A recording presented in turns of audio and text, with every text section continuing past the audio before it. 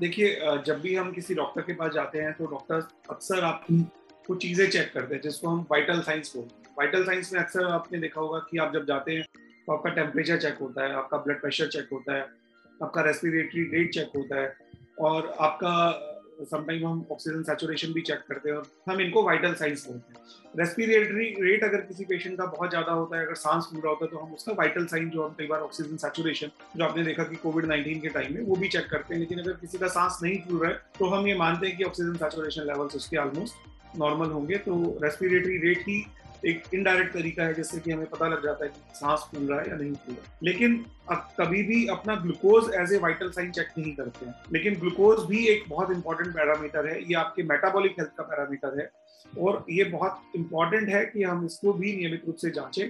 इसीलिए हम ये बात बार बार आरएसएसडीआई के लोग और विश्व भर में जितनी भी संस्थाएं हैं डायबिटीज से रिलेटेड, वो सभी इस बात को मानती हैं कि शुगर को हमें फिफ्थ वाइटल साइन करना चाहिए और कोई भी पेशेंट चाहे वो हमारे पास किसी भी बीमारी के कारण से क्यों ना आ रहा हो, एक बार हमें उसका शुगर टेस्ट जरूर करना चाहिए। देखिए हमारा जो कैंपेन है उसके 3 T's हैं, test, track and treat. Test का मतलब जैसे मैंने आपको बताया कि टेस्टिंग के बिना हमें नहीं पता चल पाएगा कि किसी भी इंसान का शुगर लेवल क्या है, क्योंकि शुगर एक तरह से साइलेंट किलर की तरह से है। आपको जरूरी नहीं है कि कोई बहुत ज्यादा सिम्टम्स हो, आप बिल्कुल कंफर्टेबल फील कर सकते हैं और फिर भी आपका ब्लड शुगर बहुत ज्यादा हो सकता है, अधिक हो सकता है। तो इसलिए बहुत जरूरी है कि आप टेस्ट करें। ट्रैकिंग इसलिए जरूरी है कि आपको कैसे पता चलेगा कि अगर आपको डायबिटीज है तो आपकी डायबिटीज कंट्रोल में है या नहीं। तो बहुत सारे लोग इसी गलतफहमी में रहते हैं या ये गलती करते हैं कि वो ये इंतजार करते हैं कि क्योंकि मुझे कुछ भी सिम्टम नहीं है या मुझे कुछ फील नहीं हो रहा है तो मेरा शुगर ठीक होगा, और वो चेक नहीं करते हैं। लेकिन अनफॉर्चुनेटली ये इन दोनों के बीच में कोई बहुत स्ट्रॉन्ग कोरिलेशन नहीं है और बहुत बार ऐसा देखा गया है कि हाई शुगर होने के बावजूद भी पेशेंट बहुत अच्छा फील करते हैं, उनको सिम्टम्स ना के बराबर होते हैं या वो उन सिम्टम्स को पहचान नहीं पाते हैं, इतने सटल लेवल पे वो सिम्टम्स होते हैं। तो ऐसे में अगर आप ट्रैक नहीं करेंगे तो आप शुगर जानते हुए भी कि आपको शुगर है, आप टेस्ट नहीं करेंगे तो आप अपनी शुगर को ट्रैक नहीं कर पाएंगे। ट्रैक नहीं कर पाएंगे तो आप उसको टारगेट रेंज में रखने में कितना कामयाब होंगे ये बहुत कहना मुश्किल है। और अगर हम अपनी शुगर को टारगेट रेंज में नहीं रखेंगे तो हम भविष्य में होने वाली कॉम्प्लिकेशंस जैसा कि रेटिनोपैथी है, हार्ट की प्रॉब्लम्स है, स्ट्रोक है, cardiovascular disease, other cardiovascular diseases हैं, आपको सेक्सुअल डिसफंक्शन है, बहुत सारी प्रॉब्लम्स हैं जो आपको इसके कारण से हो सकती हैं। तो आप उनसे कैसे बच पाएंगे? तो it is very very important कि हम ये समझें कि डायबिटीज को इग्नोर करना उसका समाधान नहीं है। उसको जागरूक होते हुए डायबिटीज अगर है तो हमें उसको समझना होगा। जितनी जानकारी हम उसके बारे में लेंगे, जितना हम अपने शरीर के बारे में समझेंगे, उतनी ज्यादा अच्छे तरीके से हम डायबिटीज को टेस्ट करें और ट्रैक भी करें। तो ट्रैकिंग की बहुत बहुत इंपॉर्टेंस है। मैं बहुत सिंपल सा एक थॉट शेयर करता हूँ। आप जब भी डॉक्टर के पास जाते हैं तो यू कैरी 1 और 2 वैल्यूज। आप एक दो टेस्ट करा के लेके जाते हैं कि मेरा फास्टिंग शुगर इतना है और मेरा रैंडम शुगर इतना है, या मेरा 2 घंटे खाना खाने के 2 घंटे बाद का शुगर इतना है। एट द मोस्ट कई बार आप HbA1c का टेस्ट करा के लेके जाते हैं जिससे कि 3 महीने का ट्रैक पता लगता है। लेकिन अगर आप ये टेस्ट ना लेके जाएं तो डॉक्टर कैसे डिसाइड करेंगे कि आपकी शुगर वैल्यूज क्या है और आपको कितना ट्रीटमेंट देना है? तो ट्रीटमेंट जो है again it is guided by the testing only.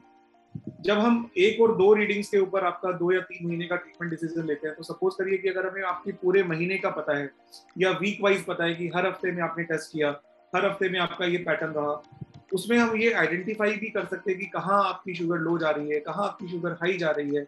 क्या आपको दवाइयाँ कम करने की तो जरूरत नहीं है। बहुत सारे पेशेंट दूसरे साइड में भी होते हैं कि वो जरूरत से ज्यादा दवाइयाँ खा रहे होते हैं लेकिन उनको उतनी दवाइयों की जरूरत नहीं होती क्योंकि उन्होंने 2 साल पहले कहीं से दवाई लिखवाई और उसी दवाई को खाते रहते हैं, दोबारा ना कभी टेस्ट किया ना कभी दिखाने के लिए गए।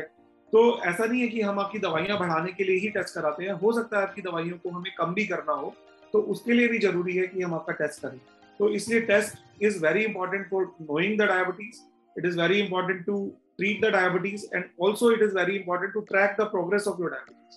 So that is why we have this concept of 3Ts, that is test, track and treat. सबसे पहले लोगों को ये समझना चाहिए कि ग्लूकोज जो है ये इंपॉर्टेंट है शरीर के लिए। तो glucose is a fuel for your body. तो ग्लूकोज जैसे हम गाड़ी में पेट्रोल डालते हैं, डीजल डालते हैं, तो खाना हमें जो ग्लूकोज देता है उस ग्लूकोज से हमारा शरीर चलता है। लेकिन जैसे आपने देखा कि अगर ग्लूकोज बिल्कुल लो हो जाए तो भी पेशेंट अचानक से बेहोशी में चले जाते हैं, कोमा में चले जाते हैं। तो दैट मीन्स कि आपको ग्लूकोज को एक लेवल में रखना है, एक नॉर्मल रेंज के अंदर रखना है। और वो ग्लूकोज अगर हमारे सेल्स के लिए ज्यादा मात्रा में हमें मिल रहा है, मैं अक्सर पेशेंट को बताता हूँ कि आप गाड़ी में एक लिमिटेड अमाउंट ऑफ पेट्रोल या डीजल ही डाल सकते हैं, उससे ज्यादा नहीं डाल सकते। लेकिन हम खाने के बारे में कभी ऐसा नहीं सोचते हैं, जितना हमारा मन करता है हम उसको उस हिसाब से अपने टैंक को फुल कर लेते हैं। तो हमें ये समझना है कि हमें अपने टैंक को उतना फुल नहीं करना है, टैंक को सोच समझ के खाना देना है, क्योंकि खाने से ही ग्लूकोज मिलेगा। और हमें अपनी डाइट में कार्बोहाइड्रेट सेंट्रिक नहीं होकर के प्रोटीन सेंट्रिक हमें होना पड़ेगा, क्योंकि बहुत सारी स्टडीज हैं जो ये शो करती हैं कि Indian diets they are very rich in carbohydrate. उनमें कार्बोहाइड्रेट कंटेंट बहुत ज्यादा होता है, ऑलमोस्ट 60 to 65% हमारी जो मील होती है उसमें कार्बोहाइड्रेट से बनी हुई होती है। तो हमारे पास बाकी 15 से 20% फैट से आता है और खाली 15 से 20% ही प्रोटीन से मिलता है। तो कार्बोहाइड्रेट सेंट्रिक होने के कारण से, कार्बोहाइड्रेट रिच होने के कारण से हमारा फ्यूल इनटेक बहुत ज्यादा है, और ये एक्सेस फ्यूल हमारी बॉडी के हर सेल को डैमेज करता है। तो पेशेंट पूछते हैं कि डायबिटीज ऐसी बीमारी क्यों है जो हमारी बॉडी के हर ऑर्गन को डैमेज करती है। तो हमारी बॉडी के हर ऑर्गन के हर सेल को ग्लूकोज चाहिए काम करने के लिए। तो हर सेल में जब ग्लूकोज की मात्रा अधिक होती है तो इसीलिए ग्लूकोज हर सेल को डैमेज कर। तो बहुत जरूरी है कि हम इसको एक कंट्रोल में रखें और नियंत्रण में। Hospitals if you see, medical emergency you see, तो आप ये पाएंगे कि हॉस्पिटल्स या मेडिकल इमरजेंसीज में ग्लूकोज एक ऑलरेडी वाइटल साइन की तरह माना जाता है। जो कोई भी पेशेंट इमरजेंसी में लैंड करता है तो डॉक्टर सबसे पहले बोलते हैं कि इनका ब्लड प्रेशर देखिए, पल्स देखिए, ऑक्सीजन का लेवल देखिए, इनका ईसीजी करिए और साथ में शुगर चेक करिए। लेकिन इमरजेंसी में जाने से पहले, लेकिन शुगर एक ऐसी बीमारी है जो आपको पता नहीं है लेकिन आपके अंदर हो सकती है, लेकिन इससे जांच करना, इसको पता करना बड़ा आसान है। तो अगर आप इसको ट्रैक करते रहते हैं और रेगुलरली अपनी जांच में, जहाँ पे आप बीपी चेक करते हैं, पल्स चेक करते हैं, अगर आपको हाई रिस्क कैटेगरी में आप आते हैं, अगर आपकी age if you are more than 30 years of age और 35 इयर्स ऑफ एज, अगर आपका वेस्ट सर्कमफ्रेंस बहुत ज्यादा है, वेट बहुत ज्यादा है, फैमिली में किसी को डायबिटीज रही है, आपका स्ट्रेस लेवल बहुत ज्यादा है, आपकी वर्किंग आवर्स इस तरीके से है कि आपको रात में काम करना है, दिन में काम नहीं करना है, तो ये बहुत सारे फैक्टर्स हैं जो आपको ससेप्टेबल बनाते हैं डायबिटीज के लिए। तो ये बहुत इंपॉर्टेंट है कि ग्लूकोज मॉनिटरिंग को हम फिफ्थ वाइटल साइन की तरह ट्रीट करें। अगर हम ग्लूकोज को टेस्ट करते हैं तो एक साधारण सी जांच से हम एक बड़ी बीमारी के बारे में जान पाते हैं, और जब हम जान पाते हैं तो हम उसका इलाज भी अच्छे से कर सकते हैं। तो मेरा आप सबसे यही निवेदन है कि अगर आपको जो भी रिस्क फैक्टर्स अभी हमने मेंशन करे, अगर आपको लगता है कि इनमें से आप किसी भी रिस्क फैक्टर के लिए क्वालिफाई होते हैं तो please test your blood sugar.